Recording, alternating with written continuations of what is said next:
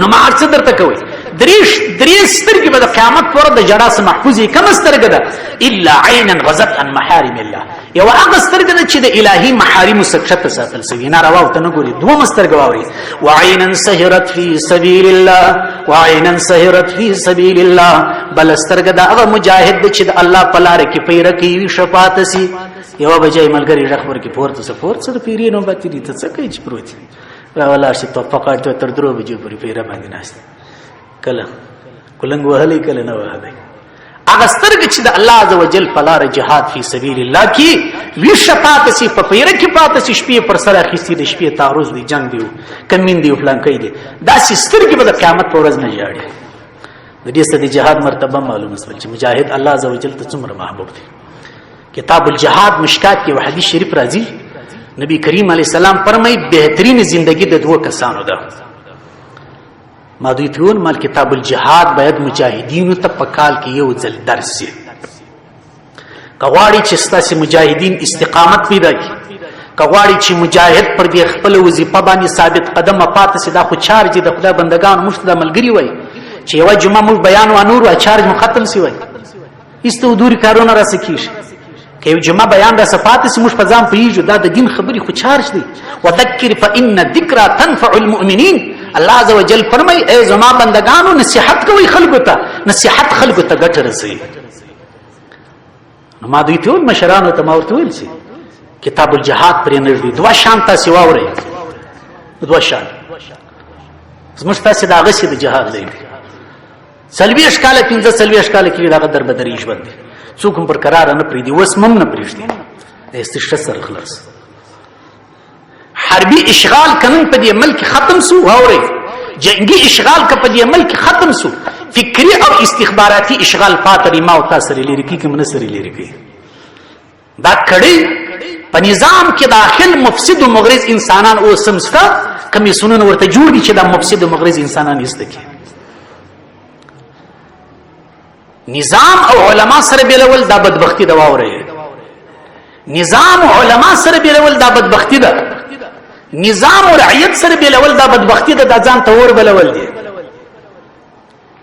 نو حربي او جنگي اشغال ختم دي نور کړي ستا په ملک د استخباراتو د کفارو پاته د قرار نور تکشنه تا ته وایم ځان ته وایم محبت او الفت مختموي دا بیا تاوان کوي ولا تنازعوا فتفشلوا اختلافات مراولي ولا تنازعوا اختلافات مراولي فتفشلوا سس بسي سس مطلب طرف سره ولي شي وتذهب ريحكم كم نوم چې الله درکړي دی غټ چې نظام د نړۍ په سطح نظام وتذهب ريحكم اغبي بمولار سي ولا تنازعوا اختلافات تلار مپریږدي په نظام کې داخل مفسد کسان مغرض کسان چې حکومت او رعیت سره بیلوي نظام او رعیت سره بدنه تقلید عقلګیست کوي زما استاد سپینجری زما استاد کشرانو د مشرانو به احترامي چې څوک کوي او د نظام په نامه یې کوي غیست کوي ولا تنازعوا کدا مشکلات او اختلافات راځي دشمن دغه تناسي چې تاسو اختلافات جوړ کړي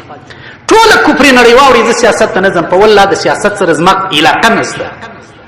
د درس او تدریس ملایانی د مدرسې او د مسجد ملایانی د ماشې ملایان نه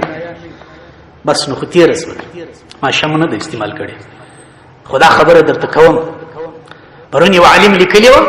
لکه څنګه چې په اسلامي ټولنه کې جهاد اشد ضرورت دی دغه علماء او ته اشد ضرورت دی والله کې به علماء او شل کوي والله کې به دغه منبر شل کوي نو دا یو خبره ده ما څه درته وایم چې کوشش باید وشي کوشش وشي اشغال نه دي ختم شوی فکری دا شان پاتې دي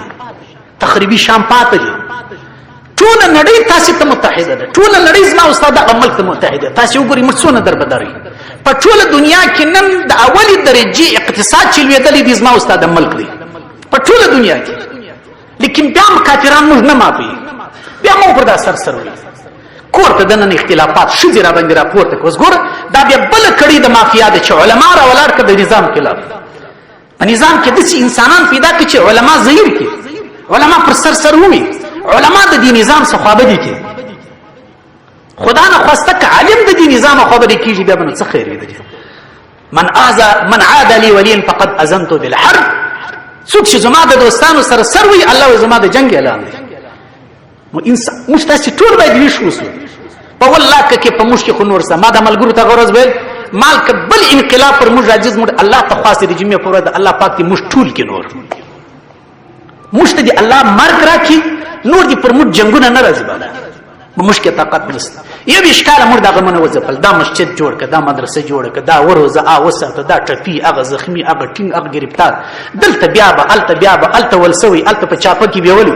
د تیر نظام خبرې درته کوم. ما د ملګرو ته مال کچيري بل نظام بیا پر موږ راځي او بیا موږ در بدر کېږو موږ الله ته په صحیح معنا خاص کو چې یا الله موږ ته مرګ راکړي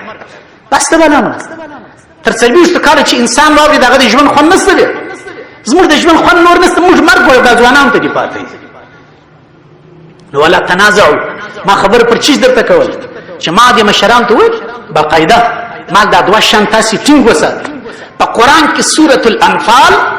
په قران کریم کې سوره توبه د علما شو په پیژ سوره الانفال او سوره توبه مجاهدینو ته مسلسل ترجمه کوي حتی ما خپل وړاندې درته ګمال زدي کار ته ماده چې ارزه مجاهدین وی زدي کار ته ماده زړه ترجمه ورته کوم سردي سیاست نه دی دا درس دی. مشکات شریف کی کتاب الجهاد راځي واوري مشکات شریف کی کتاب الاماره راځي دوا مشکات شریف کی کتاب الحدود راځي درې مشکات شریف کی کتاب القصاص راځي دا څلور کتاب د مشکات شریف مجاهدینو ته وایس دا چارج دی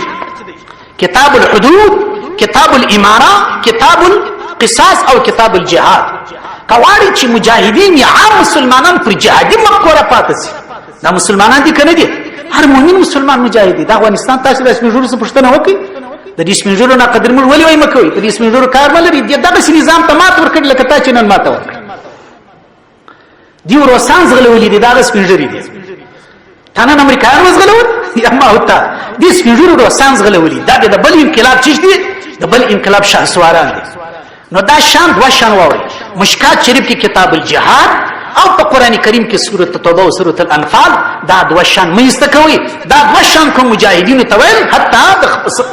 دا یعنی په نظامی سطح باندې بیا به څه بیا به ان شاء الله دوی برقرار پاتې. نو ما خبره څه درته کول حدیث شریف کې راځي دا دی وعینا سهرت فی سبیل الله د چا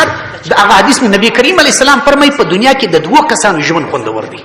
دوه کسان خور ژوند لري دوه کسان خوندور ژوند لري. څوک دی؟ یو هغه مجاهد دی چې پر آس باندې سپور ولار دی چې کله مشران غږ کړي کې دی لکه مرغه داسې ورالوزي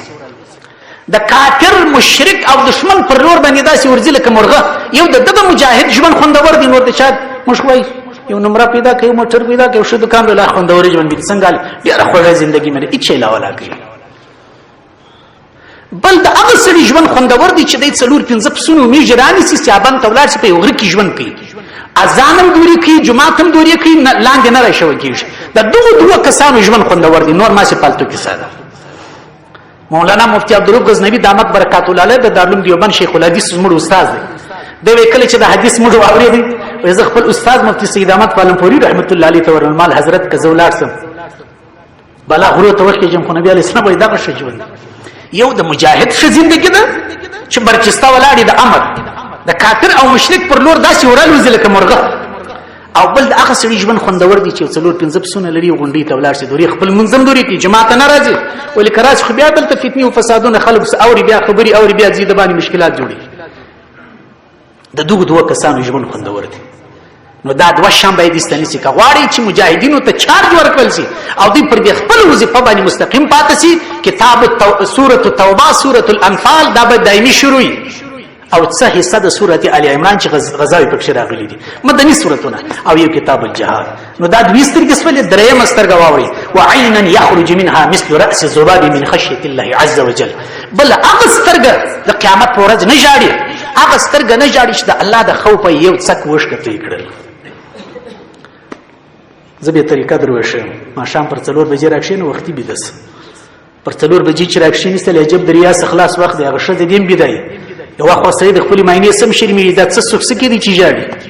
هغه بم بيدا یو درې پر 2 رکعات نفل الله ته په سجده کې وژړ. په دې وطن کې ژړا زور غواړي،